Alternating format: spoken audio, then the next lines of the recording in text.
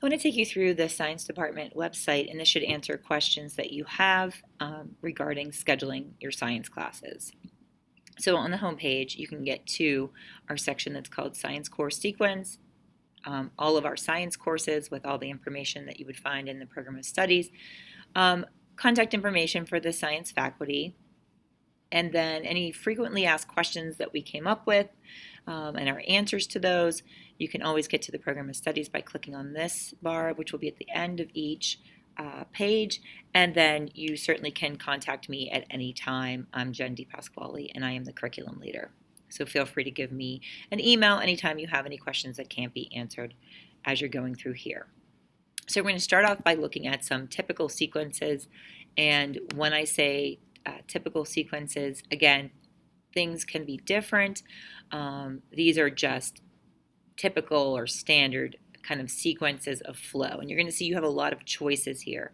So I've broken this down into 3 typical sequences: the academic sequence 1, academic sequence 2, and then the honors sequence. And in order to see these a little bit better, you feel free to click on this button and it will enlarge the image. So what we're looking at here is typically a 9th grader is going to start off with biology, which is a required course for graduation, and then progress to chemistry in 10th grade. The possible electives that are listed are things that you can take as an elective. They do count as the science credit depending on if it's a half a credit class like astronomy is. The 2 environmental science classes, which are new, are each half credit, and principles of biomedical science, which is a full year, full credit class. You can take them at the same time as you're taking your other science class. You can also move into chemistry, and there is the possibility that you can take any of these electives as well. You can see there's an additional medical interventions class that is available to 10th graders. And then when you get to your 11th grade year, this is where you have the option to choose. So a lot of times, typically people will take physics in their 3rd science year or their 11th grade year, but there are other options. You can combine, for example, astronomy, which is a half credit, with forensic science, which is also a half credit. Or you can take one of the 2 environmental science classes, or both. You can take the CHS Anatomy and Physiology 1, and you can also take 2, and they are half a year but a full credit. So you'll see all that information in the program of studies. And then 12th grade, you only need 3 credits of a science, but of course if you're going to go into anything that is science, technology related, medical field, engineering, and jobs in environmental science, which are really big and up and coming career fields, then you want to definitely take an extra credit of science. Okay, so let's move on to our academic 2 sequence. This would be for the student who's not quite ready for biology in 9th grade. Maybe your math level's a little behind, and so we want to buy you an extra year to get to chem, where your math level needs to be at a certain point. And it also pushes off taking biology till 10th grade to give you an extra year to kind of transition into the high school, get that maturity level up a little bit before you're taking that keystone exam, because biology has a keystone exam contained within it, or as part of the end of the course. So what you want to do is take these 2 environmental science classes. So environmental science, physical sustainability, and environmental science, ecological sustainability. The ecological sustainability class will help lead you into some biology concepts that you'll learn in that class. And again, gives you that extra time to kind of just transition from middle school into the high school. This is something that your teacher or your counselor will have to recommend you for, to go on this track, and then you can see you can move on to a lot of different things from there, as well as having these electives as possibilities for you in the future years as you go forward. And then the honor sequence would start with taking honors biology. As long as you meet the requirements, you can move into honors biology. And honors biology really doesn't have a huge math component to it. So sometimes people take honors biology, but then they don't meet the math requirements for CHS chemistry. Now, it's possible to take honors biology and then drop into that academic sequence one kind of track.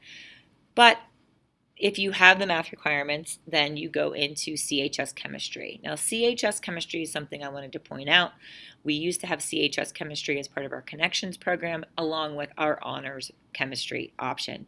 Those two curriculum, the curricula between the two classes mirrored one another, almost completely identical. So what we did was we eliminated the honors and we opened up the opportunity for students to take CHS. I know it sounds a little intimidating for a 10th grader. It is. The ability to earn credits through University of Pittsburgh is there. You can choose to do that. You don't have to do that. But what we wanted to do was, since the content material was so similar between honors chem and CHS chem, we wanted more people to have that opportunity to earn those credits through Pitt because they are an extremely discounted price. So it's a really great benefit to kind of collect credits when you're in high school and then transfer them to the school that you end up going to. From there, lots of people go into AP Physics 1. You can go into the anatomy and physiology, the medical interventions. You might want to go the honors environmental science, which will lead you into the AP environmental science class. These, depending on what you want to do, it's wide open. So let's say you want to go into civil engineering. You're going to do the honors bio, you're going to do the CHS chem, you're going to go into the AP Physics 1, and then that's going to take you into AP Physics C. If you're engineering bound, you want to get to that AP Physics C. But don't forget, you want to take those environmental science classes because there's so much involved with environmental science when it comes to engineering these days, and you want to make sure that you have a background with that environmental science as you're going into college as an engineering major. So keep that in mind. This section here, science courses, I'm not going to go over all of these, but you certainly can go through and look at all of the science courses that we have associated with our department. You can toggle through some of these fun pictures to see what people are doing. And in our anatomy class, in our PBS class, we have pictures here for our forensics class and also medical interventions. We have pictures for our honors bio, our anatomy class, like I said, our forensic science class, and then our environmental science classes, our AP classes, our regular environmental science classes. These are some honors biology pictures as well. So feel free to go ahead and go through there. For each course you can get to, you'll see what we have in the program of studies and all of the courses listed underneath these different categories. So please make sure to visit that. So let's just take a look at some frequently asked questions. Pretty much anything that you that we have heard in the past at curriculum night, we have put onto this particular website as kind of a guidance for you. So all students at North Hills must complete biology course and a chemistry course in order to graduate. You need 3 credits to graduate and so on. So feel free to peruse through here. If you have any questions, again, my name is at the bottom, Jen D. Pasquale, and along with my email address.